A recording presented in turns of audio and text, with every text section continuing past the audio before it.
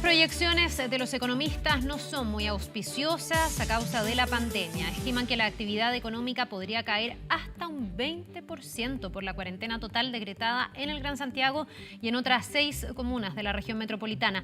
Para el IMASEC de mayo se espera una baja entre un 8 y un 12%. Estamos hablando de cifras negativas. Queremos analizar el impacto del coronavirus en la economía local. Nos acompaña para eso Cristian Echeverría, director del Centro de Estudios en Economía y Negocios de la Universidad del Desarrollo. Cristian, muchísimas gracias por este contacto y buen día para ti. Buen día, Carla, ¿cómo estás? Bien, bueno, esta es la otra área que preocupa y que obviamente tiene que conciliarse de alguna forma con el aspecto sanitario, si bien hoy día la priorización es la vida de las personas. Pero ¿tú estás de acuerdo con que la crisis podría llegar así de profunda para mayo, un 8% negativo, y si la pandemia así llegara hasta un 20% negativo? Bueno, la verdad es que la profundidad de la paralización, el nivel de paralización de actividad y la caída severa del consumo están en línea con una depresión económica, es decir, mucho más profundo que la crisis subprime como caída del producto. Esa es la perspectiva. Probablemente niveles mucho más altos de desempleo, y yo me atrevería a decir que con causas distintas, pero probablemente lo que estamos viendo va a ser algo parecido a la crisis del 82, porque esa fue una crisis bancaria, si bien tuvo razones económicas y financieras, pero la profundidad de la crisis creo que es comparable. Ahora, la velocidad de esta crisis, de la nuestra, del coronavirus, está siendo mayor. Es muy rápido el desarrollo. A mí, en verdad, me sorprende. Desde el punto de vista de la economía, no hay referente previo de algo semejante. Probablemente la crisis española, la peste española de 1920 o la peste negra en Europa quizás sean parecidos, pero no existía la macroeconomía en esos momentos, no habían datos, no había el nivel de información que tenemos ahora para medir lo que está ocurriendo. Claro, porque Así que en verdad es algo muy, muy serio. Sí. es muy cierto lo que tú dices, esto no solo es una realidad chilena, aquí también es el resto del mundo y todos van a tener una implicancia muy fuerte a raíz del coronavirus. Ahora, te escucho y pienso si hay cómo frenar, si hay cómo morigerar el efecto que está teniendo el coronavirus a tan corto plazo. Esto es como un tren que va a mucha velocidad y que todos intentamos frenar, pero no sé si está en nuestras manos poder frenarlo. Lo que se ha hecho hasta ahora, ¿cómo lo evalúas? Y lo que se puede hacer. ¿Se puede hacer algo para parar la velocidad que lleva esto? Mira, lo que se ha hecho hasta ahora está bien. Ahora creo que la magnitud del problema es tan profundo y tan grande que sin duda supera la escala de lo posible para un gobierno cualquiera, el chileno y otros. Hemos visto que Estados Unidos también está haciendo medidas, pero absolutamente extraordinarias. Está aumentando su deuda pública en niveles a una velocidad increíble. El Fondo Monetario rescatando un número alto de países, tratando de darles todos los recursos que puede. O sea, más de 40 países en este momento han pedido ayuda efectiva al Fondo Monetario de países pobres. Entonces, vemos que a nivel global y a nivel nacional es de una escala que supera la capacidad de acción de los gobiernos y de sus recursos, supera también la capacidad de acción de la política monetaria y del Banco Central, y las políticas que se están haciendo actualmente son paliativas, es decir, estamos en una economía de sobrevivencia básicamente, eso es lo que está ocurriendo, y el tamaño de la economía es demasiado grande para el tamaño de nuestro gobierno, o en otras palabras, el tamaño del gasto fiscal, de la escala de las políticas de rescate monetario y financiero del Banco Central también son pequeños para el tamaño del sistema económico y financiero nuestro. Entonces, creo que hay que ponerlo en una perspectiva así, o ponerle perspectiva a esto en el sentido de que, si bien está cayendo la actividad económica medida por el Producto Interno Bruto, las transacciones, las ventas de bienes y servicios, ha aumentado un conjunto enorme de actividad económica en los hogares, es decir, tiene un valor que no es medido, el cocinar, el atender en la casa, el hacer homeschooling, el apoyo a los alumnos, a los niños, el apoyo recíproco que está ocurriendo entre empresas, trabajadores, entre comunidades, entre personas.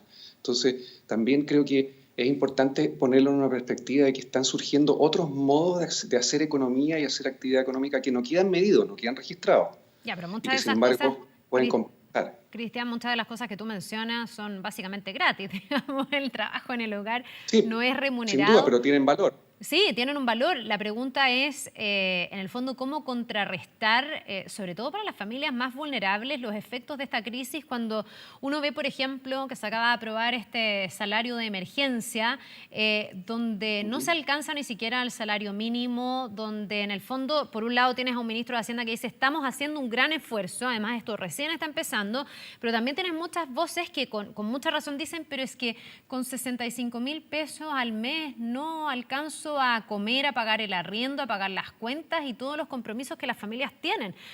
La pregunta entonces es si se puede hacer algo más o no, entendiendo que esto va a tener un efecto sí o sí, pero la pregunta es si el Estado chileno y también el sector privado chileno están haciendo su máximo esfuerzo para ayudar sobre todo a las familias más vulnerables y a las empresas más vulnerables.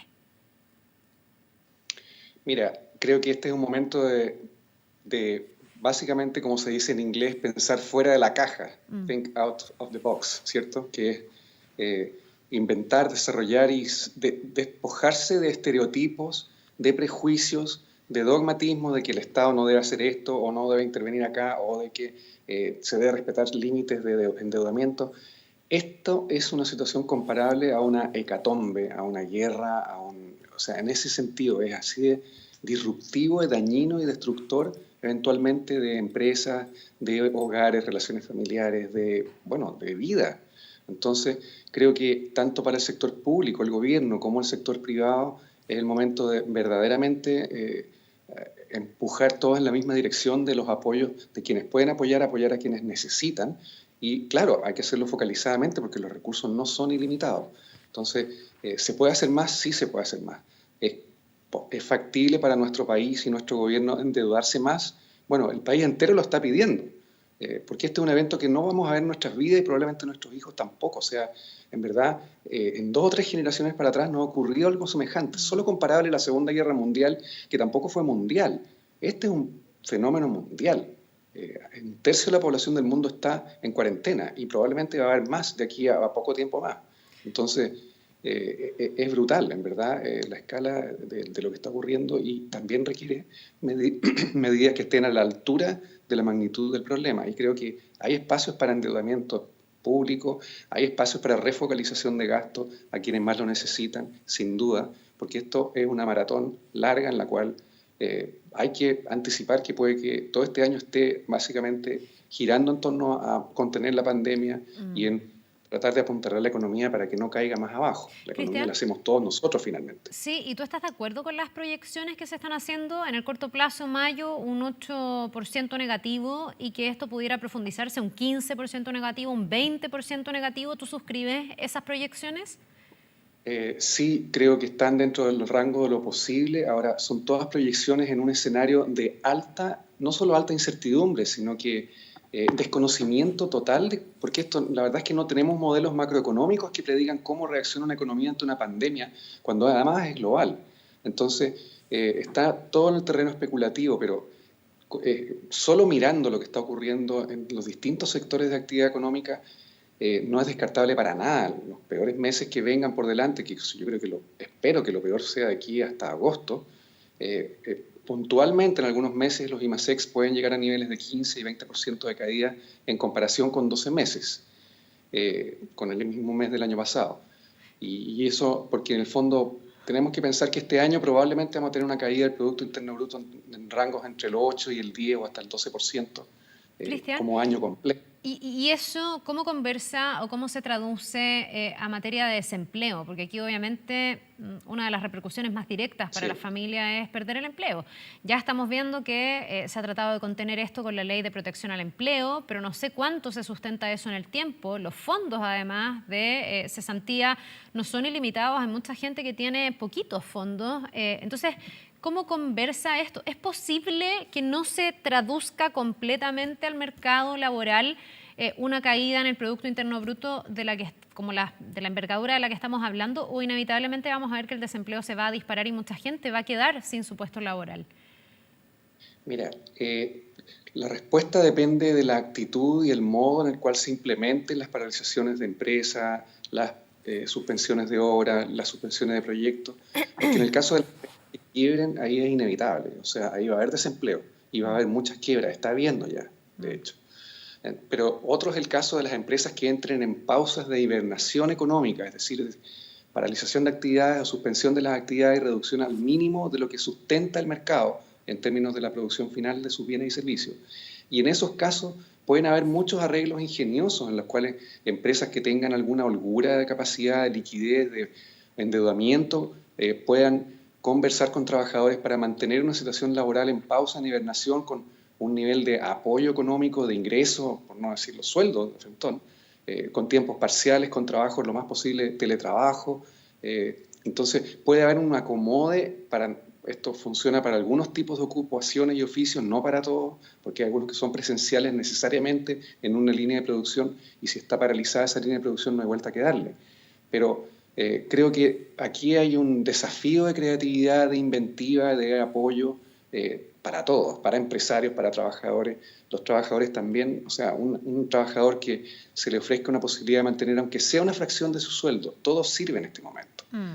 Para mantener un vínculo laboral, mantener cotizaciones previsionales con acceso a la salud, en fin, bueno, pueden haber políticas más radicales ahora, o sea, por ejemplo, las personas que conserven su trabajo, congelamiento de las cotizaciones previsionales, no hacer cotizaciones previsionales al fondo de pensiones hasta que la situación se normalice y con ese excedente de cotización, por ejemplo, a mantener trabajadores en sus puestos de trabajo o el contrato laboral con algún apoyo de ingresos de parte de la empresa que se puede sumar a algún apoyo por parte del Fondo de Seguro de Cesantía, más otro apoyo del gobierno, por ejemplo, o del municipio con alimentos. Y ya la situación es distinta. Entonces, creo que esa es la forma de abordar una situación de este tipo. Hay que ponerse en un escenario de mucha flexibilidad, por lo que te entiendo, donde van a ser necesarias sí o sí mayores medidas y medidas creativas. Ahora, te quiero llevar a un ámbito casi existencial, que es en el fondo también un área para mí de esta crisis, que tiene que ver con la pregunta que muchos a lo mejor se hacen, pensando también en el futuro. Tú dices que esto escapa a toda norma, y uno lo entiende, y que esto en el fondo supera a cualquier sistema económico prácticamente de todo el mundo, incluso a los países más desarrollados. Ha sido un tremendo desafío. Pero también hay una pregunta, yo creo que mucha gente se hace, que es si en el fondo se puede construir distinto de aquí en adelante, Cristian, para no sentir que todo es tan frágil, que en el fondo se vive tan al día, que llegan 2 meses donde se tiene que parcialmente empezar a paralizar el país y esto significa un derrumbe de este grado de profundidad. Y esto me imagino que es un desafío también para el futuro y tú te lo debes haber preguntado mucho.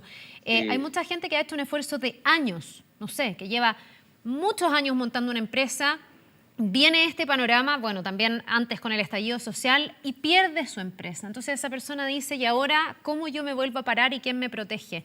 ¿No hay una forma un poco más sustentable, más sostenible de construir un modelo económico?